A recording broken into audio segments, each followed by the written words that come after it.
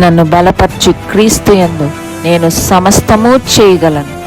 దేవుడు మన పక్షమునుండగా మనకి విరోధి ఎవడు? ఆమేన్, ఆమేన్. భాగాలు చూసుకోవడానికి వెళ్దాం. మొదటిగా ఆదికాండం 3వ అధ్యాయం 24వ వచనం చదువుకుందాం. ఆదికాండం 3వ అధ్యాయం 24వ ఆదికాండం 3వ అధ్యాయం 24వ వచనం. హల్లెలూయా. స్తోత్రం. 24వ వచనం. అప్పుడు ఆయన ఆదామును వెళ్ళగొట్టి ఏదైనా తోటకు తూర్పు దిక్కున కేరూబులను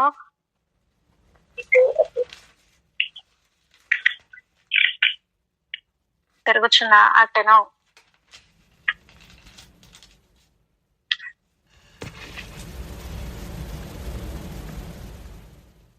అప్పుడు ఆయన ఆదామును వెళ్ళగొట్టారట. ఎక్కడి నుంచి వెళ్ళగొట్టారండి?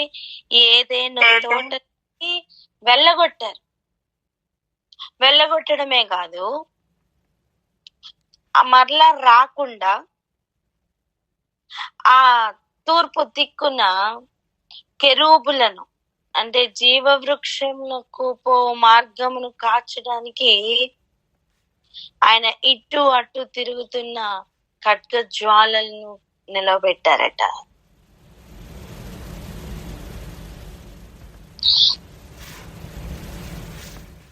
ఒకసారి వెళ్ళగొట్టిన స్థితి ఎలా ఉంటుందో ఒకసారి ఆలోచించండి. మనం ఎవరినైనా వెళ్ళగొట్టాలి అంటే ఎలా వెళ్ళగొడతాం? మళ్ళీ రాణిస్తామా? రానివ్వం. దేవుడు ఇక మళ్ళీ రాకూడదని ఎలాంటి సెక్యూరిటీని పెట్టారట? ఇటు అటు తిరుగుతున్న ఖడ్గజాలంలో నిలబెట్టారు. రెండు చూడండి. ఏదైనా తోటకేమో కెరూబులను పెట్టారట, మరలా జీవవృక్షం మార్గంకేమో ఖడ్గ జ్వాలలో పెట్టారట. అంటే ఇప్పుడు ఎవరైనా మరలా దాని లోపలికి వెళ్ళాలి అంటే వీటిని దాటుకునే వెళ్ళాలి. వాటిని దాటుకుని వెళ్ళాలి అంటే వాటిని దాటుకుని వెళ్ళే అనుభవం ఎటువంటి అనుభవమో ఒకసారి కొంచెం ఆలోచన చేద్దాం. ఏమండి, ఉంచబడిన వాళ్ళు అంత బలహీనులేమి కాదు. ఒక కెరూబును నించు పెడితే ఆ కెరూబుని యామార్చి మోసం చేసి దాటుకొని వెళ్ళే అంత అవకాశం అయితే లేదు. అసలు ఏదైనా మనం ఎక్కడుందో తెలీదు. ఒకవేళ చొరబడదామంటే కూడా విరాటంగా ఉన్నారు. ఇప్పుడు ఇంకా భయంకరమైన స్థితి ఏంటో తెలుసా? అసలు జీవ మార్గం కావాలని ఆశపడే వాళ్ళు కూడా కరువైపోయారు. ఆలోచించండి, జీవ మార్గము ఎంత ఇరుకుగాను సంకుచితంగాను ఉన్నది. నాశనం నాకు పో మార్గం విశాలంగా ఉంది. ఎక్కువ మంది దేన్ని కావాలనుకుని దేనిలో వెళ్తున్నారు ఒకసారి ఆలోచించండి.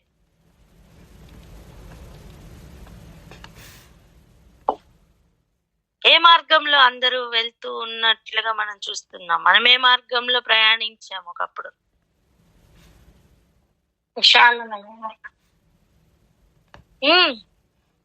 నాశనం నాకు పో మార్గంలోనే ప్రయాణించిన అనుభవాలు ఉన్నాయి కదా. ఒకవేళ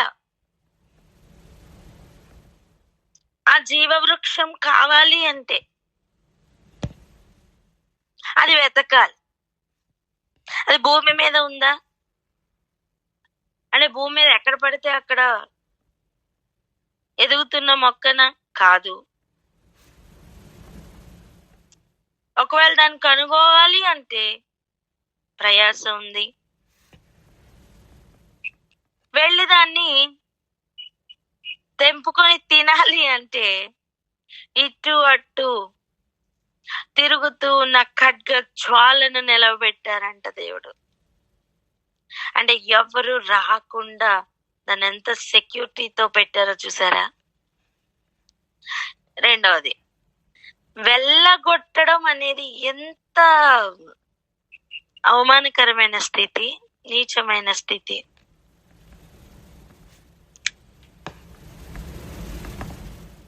ఒకసారి వెళ్ళగొట్టిన తర్వాత మళ్ళీ రావాలి అంటే అక్కడ ఏదో జరగాలి, చాలా మార్పులు జరగాలి. ఇప్పుడు చదువుదాం ప్రకటన గ్రంథం 22వ అధ్యాయం 14వ వచనం.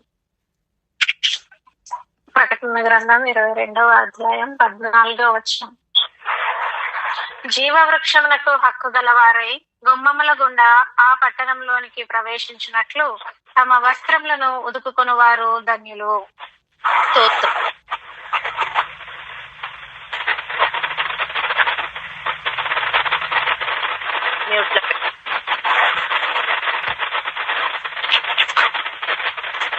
మ్యూట్ లో పెట్టు. రైట్, డిస్టర్బెన్స్ వస్తుంది చూసుకోండి కొంచెం. రైట్, ఇప్పుడు చూడండి జస్ట్ ఆ 13వ వచనం కానీ చూస్తే, నేనే ఆల్ఫాయు ఒమేగాయు, మొదటి వాడను కడపటి వాడను, ఆదియు అంతమునై ఉన్నాను అని చెప్తూ జీవవృక్షమునకు హక్కు గలవారై, ఏంటండి వెళ్ళగొట్టబడిన అనుభవం ఎలా ఉంది, తిరిగి హక్కు గలవారై అనే లెవెల్లోకి రమ్మంటున్నారు.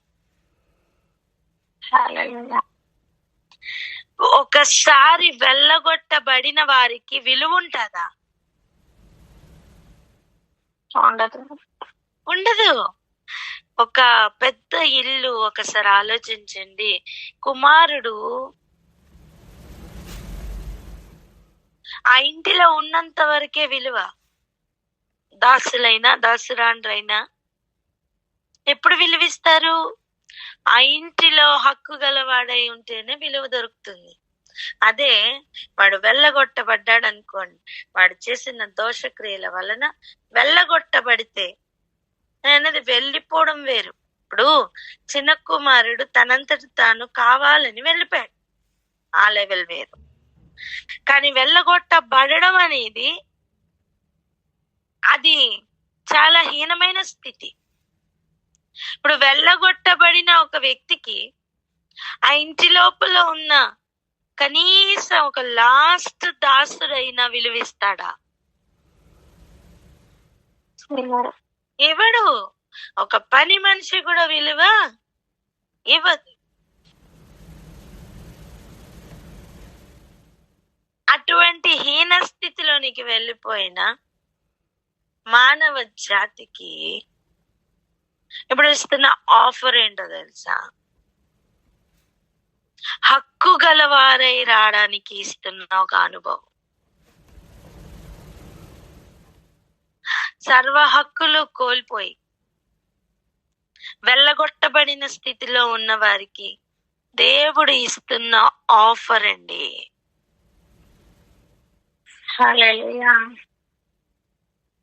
అసలు మార్గము కూడా కనబడకుండా కెరూబులను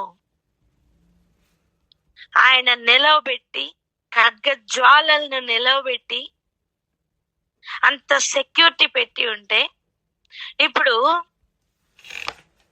ఈ పట్టణానికి కూడా దూతలు కావలిగా ఉంటారు. అటువంటి పట్టణం యొక్క గుమ్మముల గుండా వెళ్ళడానికి హక్కు గలవారై తయారై రమ్మని పిలుస్తున్న ఆఫర్ ఇది.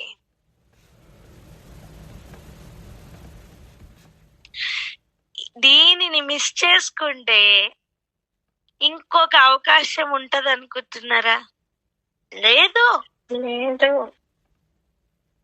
ఇది ఎంత గొప్ప అవకాశమో ఈ రోజు మనకి గ్రహింపులోనికి రావాలి.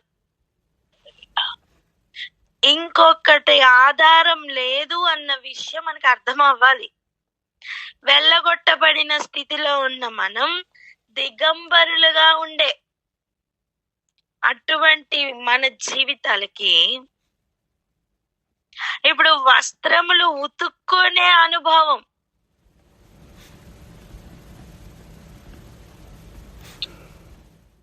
వస్త్రములు ఉతుక్కునే అనుభవం,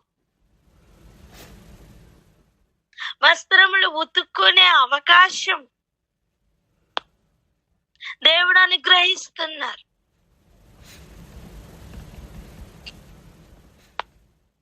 అసలు ఎందుకు వెళ్ళగొట్టబడ్డాం?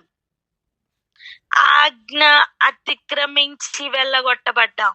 చెప్పండి అన్నమాట. ఆజ్ఞ అతిక్రమించి వెళ్ళగొట్టబడ్డాం. అందరు చెప్పాలా? మ్యూట్ తీసి అందరు చెప్పాలా? ఆజ్ఞను అతిక్రమించి వెళ్ళగొట్టబడ్డామని చెప్పండి. అతిక్రమించి వెళ్ళగొట్టబడ్డాము. ఇప్పుడు మరలా తిరిగి లోపలికి అనుమతి దొరకాలి అంటే ఆజ్ఞను పాటించి రావాలా?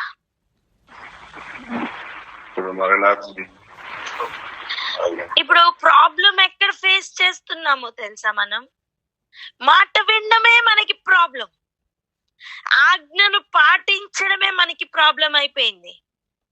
మన హృదయం యొక్క టెండెన్సీ ఎలా ఉంటుందంటే ఏది చెప్పారో, ఏది చెయ్యాలన్నారో అది వద్దనిపిస్తా ఉంటది, ఏది వద్దన్నారో దాని మీద మనస్సు వెళ్తా ఉంటది. లోపల నుంచి, అంతరంగంలో నుంచి మనలో మార్పులు రావాలి. ఎలా అయిపోవాలంటే ఆయన ఏది వద్దన్నారో దాని మీద అసహ్యం పుట్టాలి, ఆయన ఏది చెయ్యమన్నారో దాని మీద ప్రేమ పుట్టాలి, ఏది చెయ్యమన్నారో దాన్ని జీవాధారం లాగా మనకి మారిపోవాలి. అమ్మో, ఆజ్ఞను అతిక్రమించే వెళ్ళగొట్టబడ్డాం బాబోయ్, ఇంక వద్దు, నేను ఆ జీవ వృక్షంనకు హక్కుదారుడై మారే అవకాశం ఈ ఆజ్ఞయే అని ఆ ఆజ్ఞను ఆధారం చేసుకున్న వారమై, జ్ఞానము కలిగిన వారమై ముందుకు కదలాలి. అన్నోయింగ్లీ, తెలియక మేము తిన్నామని చెప్పడానికి అవకాశం ఉందేమో. ఇప్పుడు తెలిసి ఆయన మాట విందాం, అప్పుడు ఆ జీవ వృక్షం తినడానికి హక్కు దొరుకుతుంది నాన్న.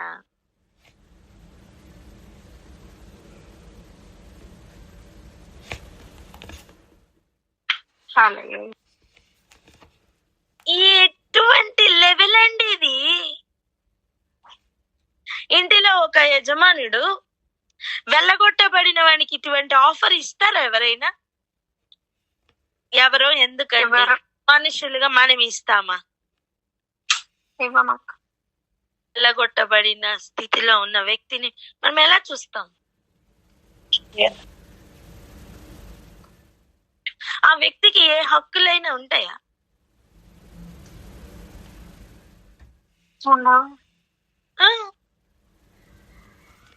అసలు ఏ హక్కులు ఉండవు. అసలు లోపల ఏం జరుగుతుందో తెలీదు. అలాంటి స్థితిలో ఉన్న మన మానవ జాతికి ఆజ్ఞలు ఇచ్చి, మరలా అవకాశం ఇచ్చి, ఇవి పాటించండి, నా మార్గంలో నడవండి, నా తట్టు తిరగండి, నా మార్గంలో జాగ్రత్తగా గైకొనండి అని చెప్పుతూ నడిపించడానికి ఆయన దాసుల గృహంలో నుండి బయటికి తీసుకుని వచ్చి, ఇదిగో నా మార్గములు, ఇదిగో నా ఆజ్ఞలు, నేను మీ మధ్యన నివసించాలా, మీరు నాలో నివసించాలా, మీకు ఆజ్ఞేయ దీపమయ్యా అని మరలా ఆ ఆజ్ఞలు మార్గంలో నడవడానికి ఒక అవకాశం ఇస్తున్నారంటే అది గొప్ప భాగ్యమే తప్ప సనుగుకోవడానికి ఒక అవకాశం కాదు అంటున్నా నేను. దేవుడు ఎప్పుడు ఇలాగే చెప్తారు, దేవుడు ఎప్పుడు ఇలాగనే ఆజ్ఞలు ఇస్తారు. మనసేమో ఇలా చెప్తారు, శరీరం ఏమో ఇలా చెప్తారు, కానీ దేవుడేమో ఇది చెప్తారు అని వ్యసనం పడడానికి కాదండి. ఇది గొప్ప భాగ్యం అంటున్నా నేను.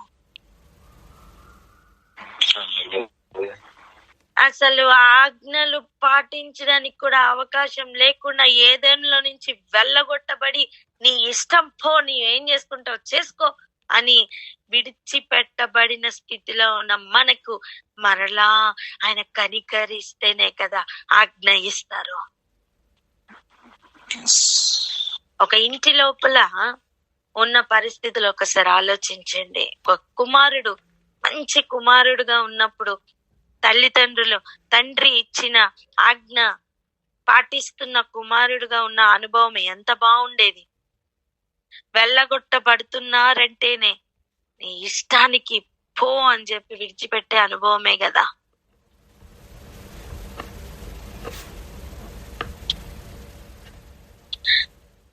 ఇక్కడ ఆగి ఒకసారి ప్రార్థన చేద్దాం. ఏమనంటే,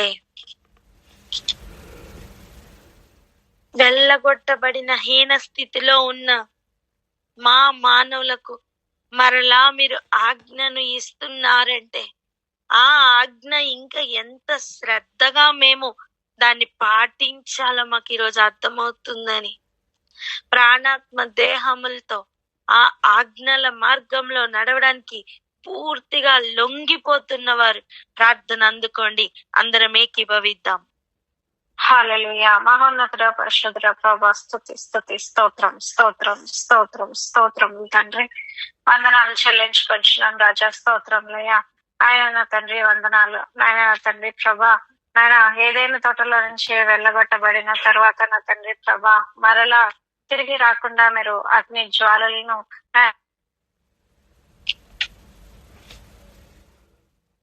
రాజా, మరి నా తండ్రి ప్రభా మరలా మీరు నా తండ్రి మాకు ఒక అవకాశం ఇచ్చి నాయన జీవ వృక్షంకు హక్కు గలవారే గుమ్మముల నుండి పట్టణంలోనికి రండి అని నాయన మీ వస్త్రాలను ఉతుక్కునమని మీరు చెప్తూ ఉండగా నా తండ్రి ప్రభా మరలా మీరు ఆజ్ఞ ఇస్తుంటే ఆయన వెళ్ళగొట్టబడినటువంటి హీనస్థితిలో నుంచి ఆయన తండ్రి మరలా ఈ ఆజ్ఞను మేము పొందుకొని ఆజ్ఞల మార్గంలో నడిచి ఆయన తండ్రి ఆజ్ఞలే ప్రాణాధారముగా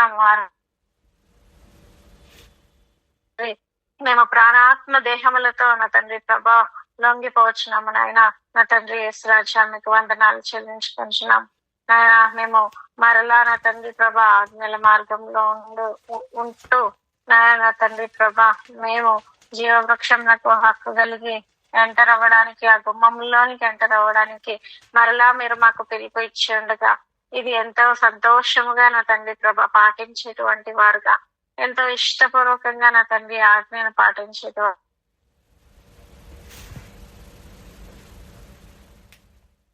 వద్దు అంటే అది ఆగిపోయేటువంటి వారుగా మేము ఉండనట్లుగా విశేషమైన కృపనిచ్చి మమ్మల్ని అందరినీ నడిపించి మహిమ పొందుకోమని యేసయ్య ఎంతో ప్రార్థించుకుంది నామ తండ్రి. ఆమేన్. ఆమేన్. ఇప్పుడు ఆలోచించండి, ఆజ్ఞను అతిక్రమించి వెళ్ళగొట్టబడిన వారికి ఆజ్ఞలు పాటించి హక్కు గల వారై రావడానికి ఇస్తున్న అవకాశం. ఆమేన్. ఒకప్పుడు ఆజ్ఞ అంటే పట్టించుకోలేదేమో, ఇప్పుడు మనం పడిపోయిన స్థితి ఇది, మనం సంపాదించుకోవాల్సిన స్థితి ఇది, ఈ అవకాశం దీనికి లాస్ట్ డేట్ మన లాస్ట్ బ్రెత్ అని మనకి ఈ రోజు అర్థమైతే ఇక మనం ఆధారం చేసుకోవాల్సింది ఇక ఏమిటి? ఆజ్ఞలు. చెప్పండి దేన్ని? ఆజ్ఞల్ని ఇక నిర్లక్ష్యం చేసే అనుభవంలో నుండి ఆజ్ఞలను పాటించి పట్టుకొని వాటిని ప్రాణాధారంగా తీసుకునే అనుభవంలోకి వెళ్ళిపోవాలి. ఒకసారి ఆలోచించండి, ఒక కుటుంబంలో ఇంక నాకు తిండి పెట్టనని చెప్పి బయటికి నెట్టి వేశారనుకోండి, వెళ్ళగొట్టారనుకోండి, బ్యాక్ డోర్ లో నుంచి మళ్ళా కొంచెం పలహారం, మళ్ళా కొంచెం ఉంటారు కదా తల్లిలు, ఆ తల్లి ప్రేమతో మళ్ళా కొంచెం అన్నం ఒక ప్లేట్ లో పెట్టి సైలెంట్ గా ఇస్తున్నారనుకోండి, ఆ కడుపు మాడి ఉంటే ఆ వ్యక్తి ఆ అన్నంను కాలుతో తంతాడా, జాగ్రత్త తీసుకుని తింటాడా? చెప్పండి. జాగ్రత్తగా తీసుకొని తింటాడు. ఒక్క మెతుకైనా వదులుతాడండి? అస్సలు వదలడు. 2-3 రోజులు అయింది ఆకలి వేస్తూ, అప్పుడు ఎలా ఉంటది పరిస్థితి? మంచి నీళ్ళు దొరికినా చాలన్నట్టుగా తాగుతారు, అవునా? మరి 6000 సంవత్సరాల పై కావస్తుంది వెళ్ళగొట్టబడిన అనుభవంలో ఉండి. ఒక్క ఆజ్ఞ దొరికితే కూడా ఎలా తీసుకోవాలో తెలుసా? ఆజ్ఞలే ఆహారం అన్నట్టుగా భుజించాలి.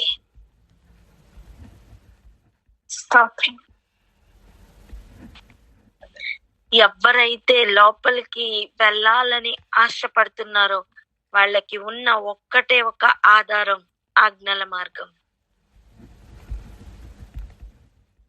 ఒక గుంటలో చక్కగా నడుస్తున్న ఒక వ్యక్తి పడిపోయాడు అనుకోండి, ఒక గుంటలోనికి, డీప్ గుంట, ఎవ్వరూ ఇక బయటికి తీసే ఆధారం లేదు. కానీ పైనుంచి ఒక కాపాడాలనుకున్న ఒక వ్యక్తి ఒక్కటే ఒక ఆధారంగా ఉన్న ఒక తాడు లోపలికి దించారనుకోండి, ఇప్పుడు ఆ గుంటలో ఉన్న వ్యక్తికి ఆధారం ఏది? ఆ తాడు మాత్రమే. ఆ తాడు మాత్రమే అని చెప్పండి. ఆ తాడు మాత్రమే.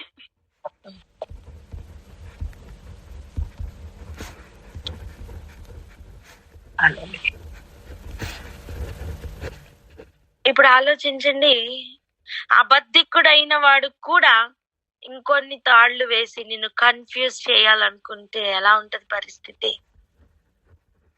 ఏ తాడు పట్టుకోవాలో తెలియదు. అబద్ధికుడు చేస్తున్న పని ఏంటో తెలుసా?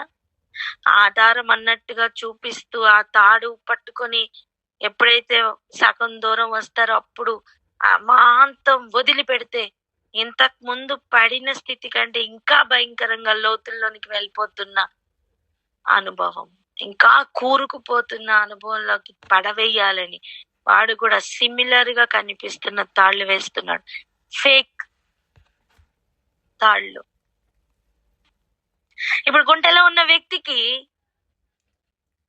నన్ను పట్టి పైకి లాగే తాడు ఏదో గుర్తుపట్టే అనుభవం కావాలి.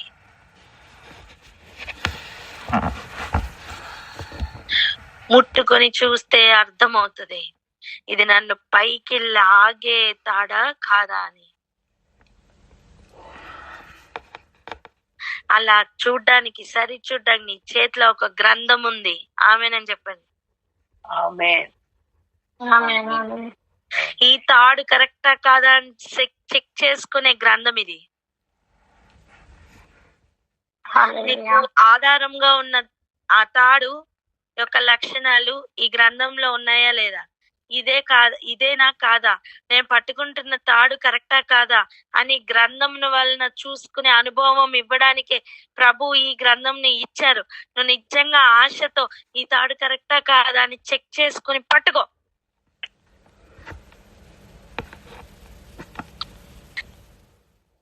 ప్రస్తుతం మన తాడేంటి? ఆజ్ఞ. చెప్పండి.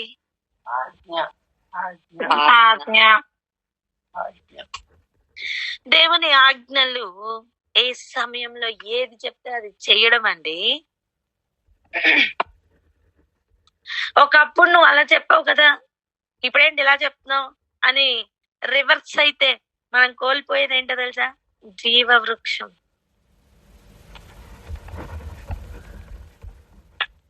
మూర్ఖత ఆజ్ఞల మార్గంలో వెళ్లకుండా ఆపేస్తుంది. ఏది ఆపుతుందండి? మూర్ఖత. దొరికిన ఒక్క ఆధారం, అసలు ఒక్క ఆజ్ఞ కోసం వెళ్ళగొడితే ఇన్ని ఆజ్ఞలు ఇచ్చి దేవుడు ఎంత పిలుస్తున్నారో చూసారా. స్తోత్రం దేవా. 10 రూపాయల్లో నమ్మకంగా లేని వానికి నువ్వు 100 రూపాయలు ఇస్తావు నానా? ఇవ్వం. లేదే. ఈరోజు వాక్యానుసారంగా దేవుడిస్తున్న ఒక్కొక్క ఆజ్ఞ ఎంత వక్రీకరింపబడ్డాయో ఆలోచన చేద్దాం.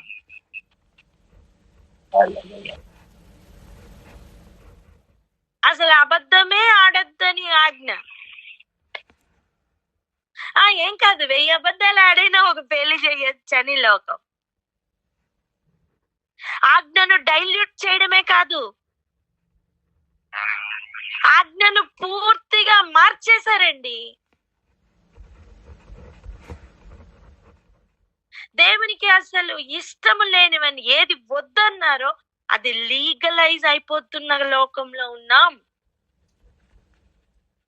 ఏది చెయ్యమని శ్రద్ధగా చెయ్యమన్నారో వాటిని చాలా డైల్యూట్ చేసి లైట్ గా తీసుకునే అనుభవంలో తీసుకుని వెళ్తున్న లోకంలో ఉన్నాం.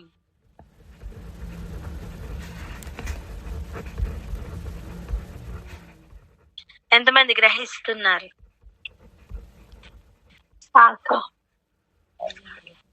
వెళ్ళగొట్టబడిన అనుభవంలో ఉన్న మనకు హక్కు పొందుకునే రేంజ్కి ఎదగాలి అంటే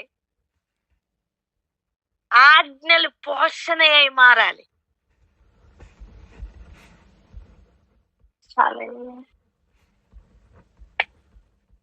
ఒక్క ఆజ్ఞ జారీ అయిందంటే అది చేసినాక నిద్ర పట్టకూడదు. నిర్లక్ష్య స్వభావాన్ని విడిచిపెట్టుకుందాం. నాకు తెలీదు అనే అనుభవంలో నుంచి బయటికి వద్దాం.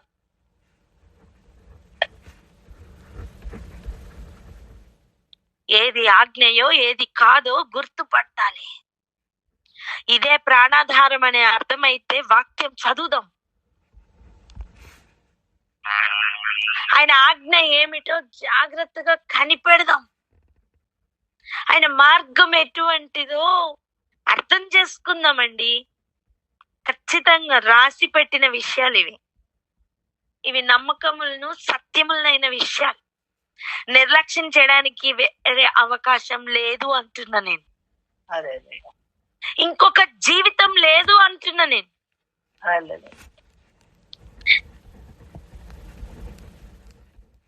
ఇక దొరికిన వానికి దొరికినంత. ఈ మహాసముద్రం వంటి ఈ ఆజ్ఞల మార్గంలో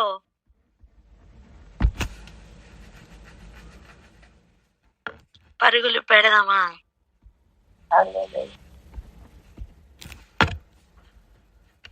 ఇక ప్రాణాధారం అవే అని తెలుసుకొని వాటిని గట్టిగా పట్టుకుందామా?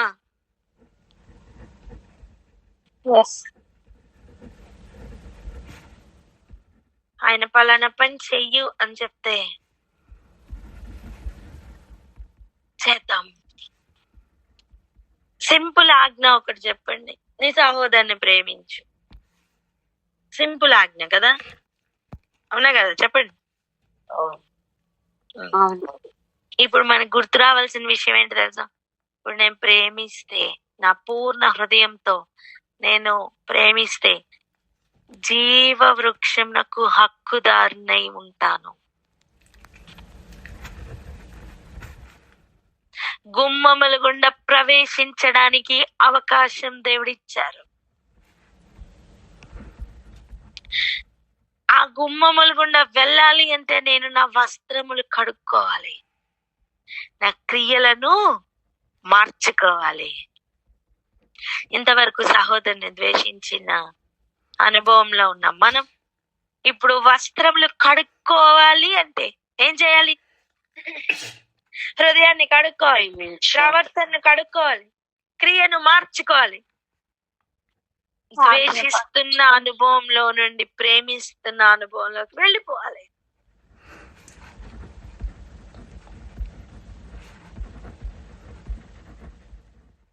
కపటంగా ఇక మాట్లాడద్దు, కపటంగా చూడొద్దు అన్నారు, ఆలోచించద్దు అన్నారు.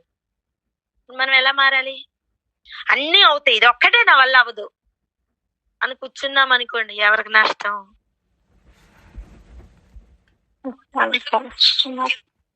ఎవరికి నష్టం నానా? మనకే నష్టం. మీరు ఎన్నన్నా చెప్పండి, ఇది ఒక్కటి నా వల్ల కాదు అని కూర్చుంటే మన మూర్ఖతతో మనమే మన జీవితాన్ని ఇంకా నాశనం చేసుకుంటాం.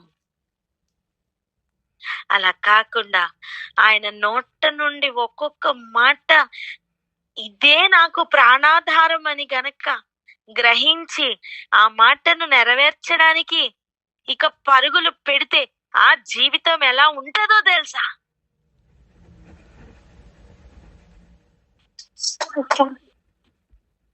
ఏం చెయ్యాలో ఏం చేయకూడదు అర్థమవుతుందా? ఏది విలువ కలిగినదో ఏది విలువ లేనిదో అర్థమవుతుందా? గ్రహింపేనండి ప్రతి క్రైస్తవుడికి రావాలి. ప్రతి క్రైస్తవుడికి రావాలి. దేవుడు కామాతురత వద్దు అని చెప్పారు, ధనాపేక్ష వద్దు అని చెప్పారు,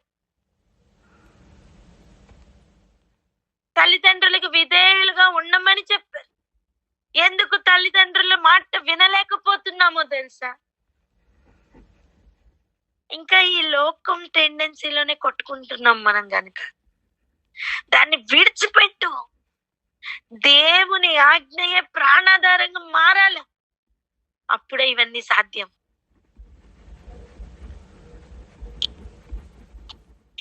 ఆయన మాటను బట్టి చేయుట సాధ్యం. ముష్కరుడైన యజమానుడు ఎదురుగుండా ఉంటే లోబడడం సాధ్యంగా లేదు కదా. వాక్యమును బట్టి లోబడుట సాధ్యమవుతుంది. నీకు తెలుసా నువ్వు ఎంత గొప్పదానికి హక్కుదారుడిగా మారుతున్నావా? ఆది కాండంలో వెళ్ళగొట్టబడిన అనుభవంలో ఉన్న వారికి ప్రకటన గ్రంథంలో హక్కు కలిగిస్తున్నారండి.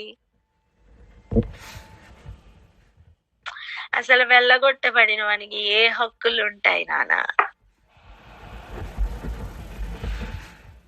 చిన్న కుమారుడు అంటాడు కదా, నా ఇంటిలో కనీసం సేవకులు వలె ఉంటాను నేను అని రిటర్న్ వచ్చాడు. అవునా?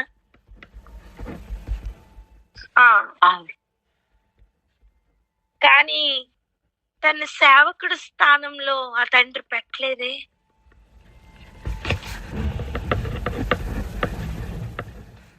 ఉంగరం పెట్టి బట్టలు ఇచ్చి ఏంటండి?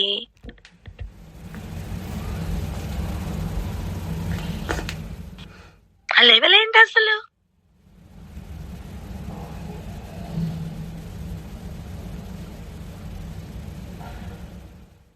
ఇంకొక అవకాశం లేదు అని గ్రహించి ఆజ్ఞలు ఎంత ప్రాముఖ్యమైనవో అర్థం చేసుకొని ఒక్కొక్క దాన్ని ఇదే నాకు ప్రాణాధారం అని పట్టుకునే అనుభవంలోనికి వెళ్దాం. క్రియలు మార్చుకోలేక మలిన పడిపోయిన మన జీవితాలు, మన బట్టలను ఉతుక్కుందాం. ఇక్కడ ఆగి ప్రార్థన చేద్దాం. ఎవరైనా ప్రార్థన అందుకోండి. పరిశుద్ధుడా పరిశుద్ధుడా పరిశుద్ధుడా స్తోత్రం తండ్రి. అయ్యా ప్రభువా, అవునయ్యా, వెళ్ళగొట్టబడిన వారిని మరలా తిరిగి చేర్చుకోవటం అన్నదే ఉండదు ప్రభువా. అటువంటిది వెళ్ళగొట్టబడిన వారికి హక్కును కలగచేసి ఆ మార్గమును మాకు చూపిస్తున్న దైవమా నీకు స్తోత్రం తండ్రి. అయ్యా, ఒక్క ఆజ్ఞని నైనా అతిక్రమిస్తేనే ఆ రోజు మీరు వెళ్ళగొట్టారు ప్రభువా. అయ్యా నా తండ్రి, కానీ ఇన్ని ఆజ్ఞల మధ్యలో కూడా నా ప్రభువా ఇకను మీరు మా ఇళ్ల దీర్ఘశాంతం చూపిస్తున్నారు తండ్రి. ఇప్పటికైనాను మా బ్రతుకు మార్చుకొని, మా ఆలోచనలు మార్చుకొని, మా క్రియలు మార్చుకుంటే తండ్రి, డాగుపడిన వస్త్రములను ఉతుకున్న వారమై హక్కు పొందుకుంటామని, దేనికైతే నా తండ్రి మార్గం మూసివేయబడిందో దానికే మేము హక్కుదారులం అవుతామని అయ్యా మీరు ఈ రోజు ఉదయమునే మాకు చెప్తూ ఉండగా ఆ మాటలో ఉన్నటువంటి నాయన సీరియస్నెస్ ని పొందుకోబోతున్న మహిమని మా ముందుంచుకున్నటువంటి వారమై నాయన మా క్రియలను మార్చుకున్నట్టుకు సహాయం దయచేయండి. ఏదో ప్రార్థిస్తున్నాం వెళ్ళిపోతున్నాం జీవిస్తున్నాం అన్నట్లు కాదు తండ్రి. నీ ఆజ్ఞలను పాటించుట మాకు అదే పోషణ అని మాకు అర్థం కావాలి. అదే మాకు ప్రాణాధారం అని మా ప్రాణముల నా తండ్రి నాయన ఇదిగో నాయన అలజడిని ఆరాటంను నాయన కలిగించమని ప్రార్థిస్తున్నాం తండ్రి. నాయన కొద్దిగా ఆజ్ఞ నుంచి అటు ఇటు అయినా కూడా నాయన ఒప్పనొల్లని మనస్సుని మాకు దయచేయమని ప్రార్థిస్తున్నాం.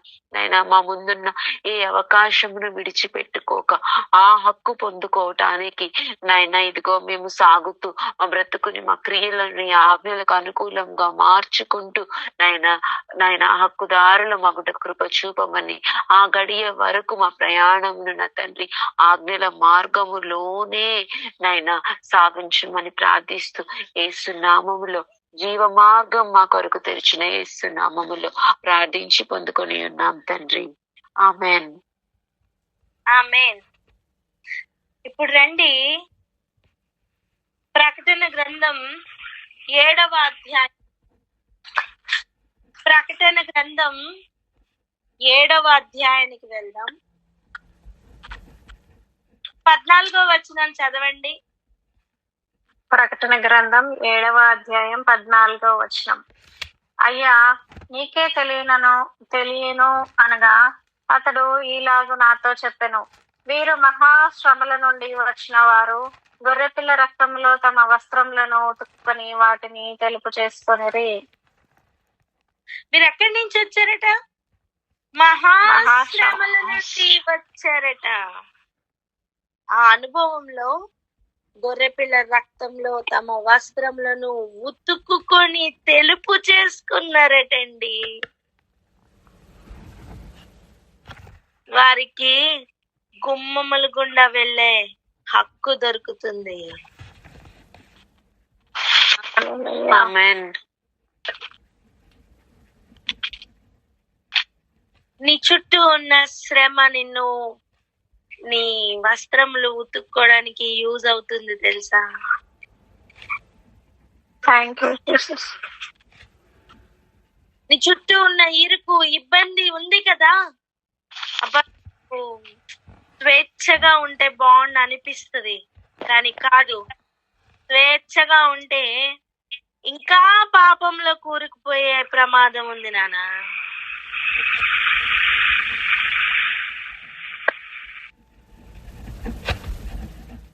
ఈ లెవెల్ వేరు. ఒక బంగారంను ఓ మంచి మేలిమి బంగారంగా చేసి ఒక ఆభరణంగా చెయ్యాలి అంటే దాని ప్రాసెస్ ఎలాంటిది తెలుసా? మహాశ్రమల గుండా దాన్ని తీసుకుని వెళ్ళాలి.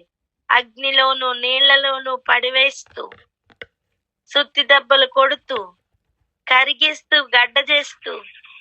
అవునా? ఇక ఆభరణం చెయ్యాలంటే దానిని ఇంకా శ్రమల గుండా తీసుకుని వెళ్ళాలి.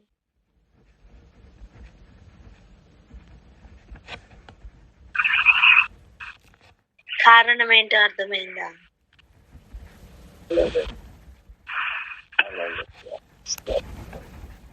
వస్త్రములను తెలుపు చేసుకోవడానికి ఇస్తున్న అవకాశం. ఇంతవరకు శ్రమ అంటే చిరాకు, వ్యసనం, ఆజ్ఞ అంటే నిర్లక్ష్యం.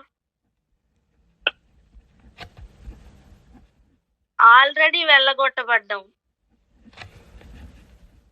ఇప్పుడు మరలా రెండవ మరణానికి పాత్రులుగా మనం ఎందుకు మారాలి?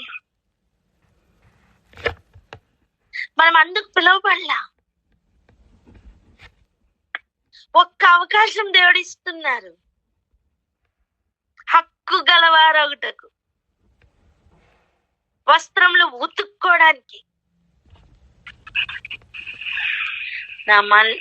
నా వస్త్రాలు మురికిగా ఉన్నాయని ఒప్పుకోవాలి.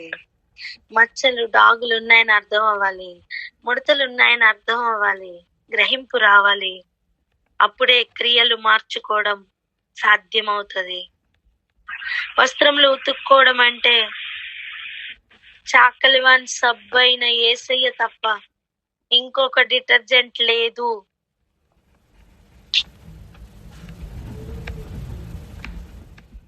లోకంలో బోలెడని ఆప్షన్స్ ఉన్నాయేమో, ఏరియల్ అని, టైడ్ అని, ఇక ఏ పేరు చెప్తారో చెప్పండి. కొత్తగా వస్తున్న బ్రాండ్స్, రాబోతున్న బ్రాండ్స్ అన్ని లిస్ట్ అవుట్ చేస్తే బోలెడు మార్గాలు ఉతుక్కోవడానికి. కానీ మన క్రియలు, మన వస్త్రాలు, మన మలినం పోవాలి అంటే చాకలి వాని సబ్బైన యేసయ్య తప్ప ఇంకొక ఆధారం లేదు. హల్లెలూయా.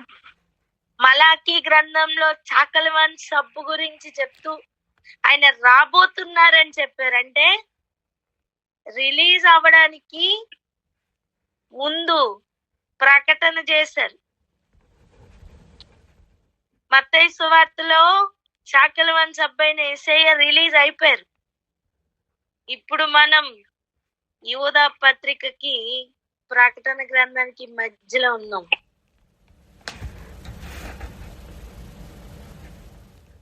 ఈ అంచు దాటి అటు వెళ్తే చాలు.